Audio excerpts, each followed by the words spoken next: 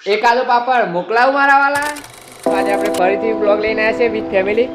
તો આજે આપણા કે કોક નવું બને છે, બધી તૈયારી કરે છે. મમ્મી આજે શું બનાવવાનું છે? ગાજરનો હલવો બનાવવાનો છે. આજે મજા આવી જાય તને. આ જો આ બધું ડ્રાય ફ્રૂટ છે, તૈયાર થાય છે. તો આગળ બતાવું તમને. ગાજર બાજર છીણી કમ્પ્લીટ તૈયાર થઈ ગયો છે. તો પપ્પા હેકું છું હું તમને બતાવું. મારા પપ્પાને બધી જ આઈટમ બનાવતા આવડે છે. રસોઈયા બની ગયા છે. આ જો ગાજર તૈયાર થઈ જાય એટલે બસ આપણે બતાવીએ. ના હલવામાં તો ના ખાતા ના ખાઈએ, તારે આપણે તો ખાઈએ. ફાઇનલી મિત્રો આપણે ગાજરનો હલવો અને બધું બની ગયું છે. તો આજે ખાવાનું હું બનાવીશ મમ્મી જોડે તમારે વાત કરું. આજે ખાવાનું હું બનાવીશ? દાળ ભાત શાક રોટલી. આપણે જો પહેલું તો ગાજરનો હલવો કીધો તો ને યાર, જો તમતમાય એક નંબર બનાવ્યો છે ને.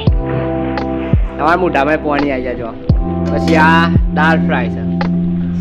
પછી આપણે આ બતાવી દો, આ ભાત છે જો, અને આ શાક રોટલી બધું દહીં ભાઈ બધું તૈયાર છે. આ કઢી છે આપણે. હવે ખાવા બેસીએ છીએ આપણે. લાઈક કોમેન્ટ શેર કરતા રહેજો.